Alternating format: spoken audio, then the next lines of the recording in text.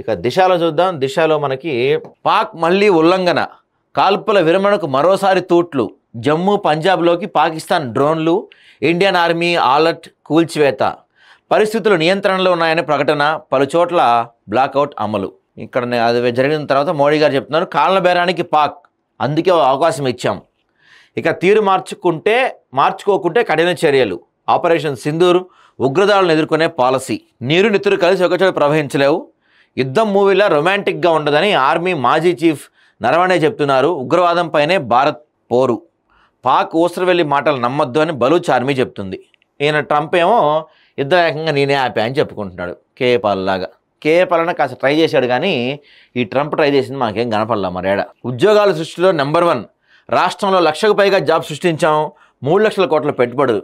దీని గురించి కొంచెం మాట్లాడదాం సార్, మనం డీటెయిల్డ్గా మాట్లాడదాం. రేవంత్ రెడ్డి గారు రాష్ట్రానికి 3 లక్షల కోట్లు యాడ్ నుంచి వచ్చినాయా, 1,00,000 జాబులు యాడ్ ఇచ్చారా మీరు, ఇవన్నీ ఒకసారి మనం మాట్లాడి చూసే ప్రయత్నం చేద్దాం సార్. ఇంకా సాగర తీరాన సందడి చేసిన మిస్ వరల్డ్ సుందరీమణులు, విజయ్ విహార్, బుద్ధ భవన్ వద్ద ఫోటోలకు స్టిల్స్, 22 మంది అంతగత్తెల పర్యటన, నల్గొండ కలెక్టర్ ఇలా త్రిపాఠి ఘనస్వాగతం, నేడు చార్మినార్ వద్ద హెరిటేజ్ వాక్ చేయబోతున్నారు వీళ్ళు. మెడికోపై గ్యాంగ్ రేప్, పార్టీ ఉందని పిలిచి మద్యం తాగించి ఘాతుకానికి పాల్పడిన యువకులు, బాచుపల్లి పిఎస్ పరిధిలో ఘటన, నిందితులకు రిమాండ్. ఏం చేయాలి ఇట్లాంటి వాటిని మనం? ఇక్కడ ఈ విషయంలో ఇప్పుడు వాళ్ళు అంటే కొంతమంది మనోభావాలు దెబ్బలు తింటున్నాయి కానీ ఎందుకు వెళ్తాం?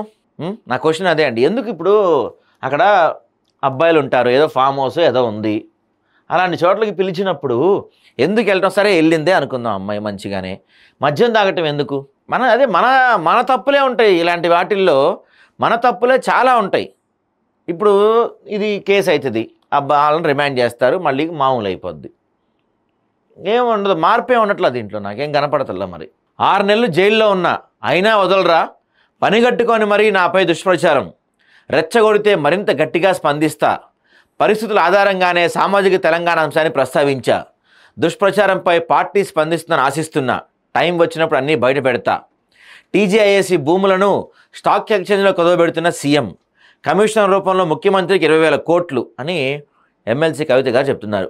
ఎస్సీ గురుకుల వేతనం ఆలస్యం, సమయానికి ఇవ్వటం లేదని ఎంప్లాయీస్ ఆందోళన, రెగ్యులర్ కాంట్రాక్ట్ పార్ట్ టైం సిబ్బందికి ఎదురుచూపులు, టోకెన్ల క్లియరెన్స్ కోసం పడిగాపులు, కుటుంబ పోషణ భారంగా మారిపోయిందని ఆందోళన చెందుతున్నారు.